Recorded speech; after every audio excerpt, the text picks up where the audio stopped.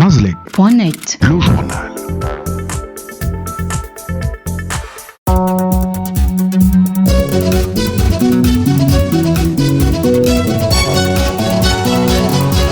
Les titres du journal, les bons offices du président de l'Assemblée nationale gabonaise, Faustin Boukoubi, à la crise qui s'écoule au département des transports, mise à contribution ce mercredi 16 octobre 2019.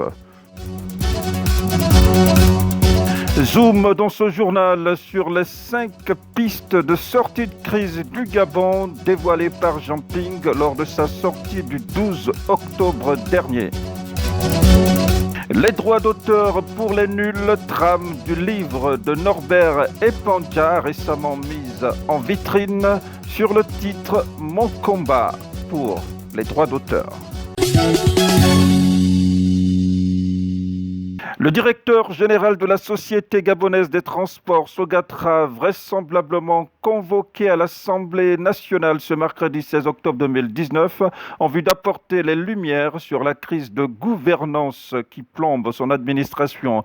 Le président de l'Assemblée nationale, Faustin Boukoubi, qui va au charbon en vue de s'enquérir à minima et à maxima d'aider à l'apport de solutions au licenciement abusif au cas de rétention arbitraire de salaire dont sont notamment victimes tant les agents de la Société gabonaise des transports Sogatra que ceux de la Société d'assistance aéroportuaire HPG. Rodrigue Tsanga, leader syndical de Sogatra, lève un coin du voile sur les sujets posés sur la table du président de l'Assemblée nationale gabonaise. Dans un premier temps, c'est ceux déjà des licenciements abusifs dont font l'objet les leaders syndicaux que nous sommes, partant d'HPG et de la Sogatra. Et le deuxième point, c'est celui justement de voir dans quelle mesure justement à la suite de ces abus, comment nous pouvions justement rentrer en possession de nos droits légaux.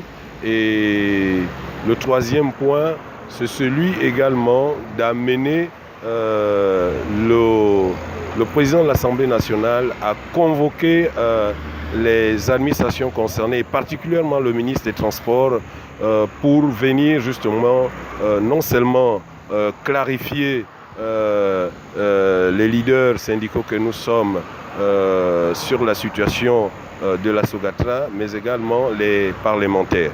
Rodrigue Tsanga sera l'invité de ce journal en page magazine. www.mazlek.net.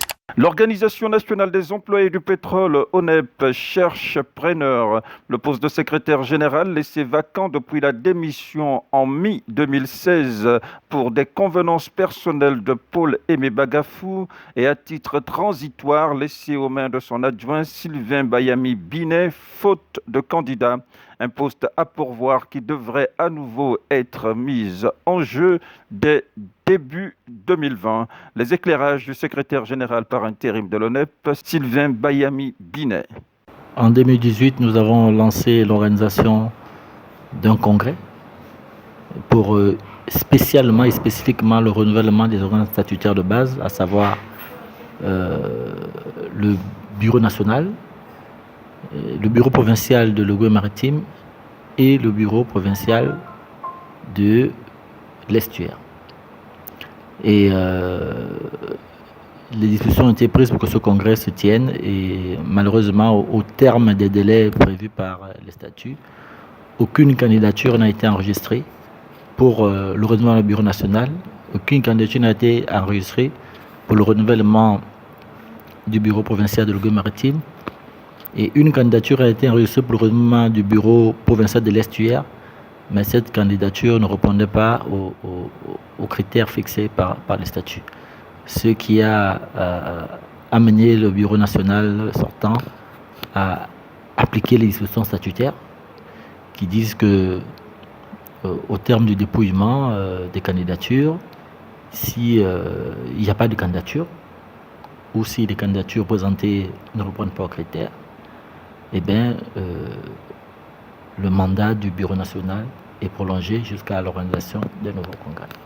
La prochaine étape, c'est janvier-février 2020. Il y a un congrès qui va être organisé Et là, nous osons croire, nous espérons qu'il y aura des candidatures. La sortie du Gabon de la crise post-électorale d'août 2016 en 5 points. Esquisse de solution récemment proposée par Jean Ping, challenger d'Ali Bongo à la présidentielle du 27 août 2016. Proposition de sortie dévoilée lors d'une déclaration solennelle organisée le 20 octobre 2019 à Libreville. Jean Ping. Premièrement, je proclame solennellement l'urgence de mettre un terme à la déliquescence de l'État gabonais, fort de la prise de conscience partagée par le peuple gabonais et par le principal partenaire du Gabon. En conséquence, je demande aux institutions habilitées par la Constitution de déclarer la vacance du pouvoir. Deuxièmement, je considère qu'il n'y a pas d'autre agenda salutaire pour le Gabon que celui de la reconnaissance du vote souverain exprimé par le peuple gabonais le 27 août 2016. Troisièmement, j'entends poursuivre l'action diplomatique pour garantir une passation pacifique du pouvoir. Quatrièmement, je reste engagé dans le rapport de force intelligent qui a fait ses preuves à travers l'action de mobilisation aussi bien à l'intérieur qu'à l'extérieur. Cinquièmement, je reste attaché aux apports des patriotes de tous bords pour prendre leur part dans la sauvegarde de notre nation. J'ai toujours en leur endroit cet appel ultime et aujourd'hui totalement solennel. Mon combat pour les droits d'auteur au Gabon, titre de livre fraîchement disponible en librairie à l'initiative de l'artiste, chanteur et compositeur gabonais Norbert Epandja. Outre la biographie de l'auteur et les hauts faits de sa lutte en vue de la mise en place du Bureau gabonais des droits d'auteur, le Bugada, Norbert Epandja livre au lecteur les notions fondamentales qui président à l'effectivité de l'accès aux promoteurs des œuvres de l'esprit aux droits d'auteur. Norbert Epandja. Il faut découvrir les bases du droit d'auteur, c'est-à-dire les notions générales, les notions fondamentales du droit d'auteur. J'ai voulu introduire ça là-dedans pour permettre à ceux qui ne maîtrisent pas le domaine de pouvoir le faire. Parce que c'est important, quand on est artiste, de savoir ce que c'est, de connaître ses droits et de pouvoir les défendre. J'ai conduit le Bugada, j'ai lancé le Bugada, pas avec les moyens de l'État, mais avec les petits moyens qu'on allait récolter à gauche, à droite, dans les bars, ainsi de suite. J'ai lancé le Bugada a commencé à fonctionner pendant 1 an, on était sur le point. Au moment où la vitesse de croisière était déjà là, eh bien l'État a mis la main dessus. Mais aujourd'hui, ça ne fonctionne pas. Ça veut dire que l'État a pris le Bugada, non pas pour le faire fonctionner, mais pour le tuer. La page magazine à présent. L'invité du jour. Rodrigue Tsanga, président du syndicat des acteurs de transport terrestre existant au sein de la Sogatra. Vous avez observé lundi dernier un piquet de grève de la faim devant les locaux de l'Assemblée nationale gabonaise. Et on peut dire que ce piquet de grève de la faim a finalement eu une incidence qui pourrait vous satisfaire.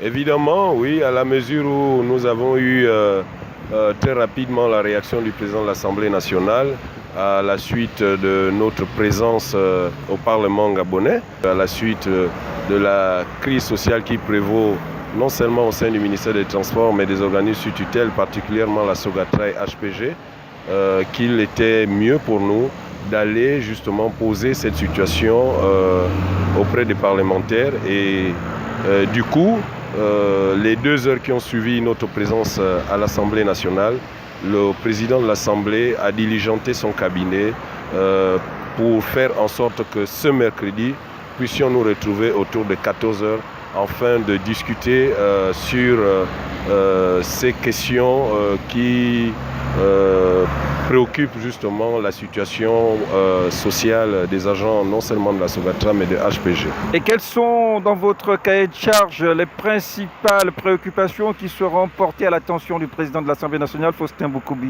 Dans un premier temps, c'est ceux déjà de des licenciements abusifs dont font l'objet les leaders syndicaux que nous sommes, partant d'HPG et de la Sogatra. Et le deuxième point, c'est celui justement de voir dans quelle mesure, justement, à la suite de ces abus, comment nous pouvions justement rentrer en possession de nos droits légaux. Et le troisième point, c'est celui également d'amener le président de l'Assemblée nationale à convoquer les administrations concernées, et particulièrement le ministre des Transports, pour venir justement non seulement clarifier les leaders syndicaux que nous sommes sur la situation de la Sogatra, mais également les parlementaires. Certaines indiscrétions font état de la convocation à l'Assemblée nationale, à cet effet naturellement, du directeur général de la Société gabonaise des transports, Sogatra. Est-ce tout bénéf pour vous s'il venait à être convoqué? Évidemment, ce sera un grand bénéfice pour nous, voire même un avantage s'il venait à être convoqué ce mercredi. Pourquoi? Pour la simple raison que c'est bel et bien lui qui est à l'origine de tous ces désordres, avec une gestion chaotique, scabreuse de la Sogatra qui déjà bat de l'aile. Donc pour nous, nous pensons que ce serait bénéfique. Cela nous permettra de démontrer jusqu'à preuve du contraire devant les parlementaires et particulièrement au président de l'Assemblée nationale de la gestion scabreuse de ces derniers. Audrey Tsanga, merci. C'est moi qui vous remercie. L'info du Gabon en un clic, c'est sur www.mazlek.net.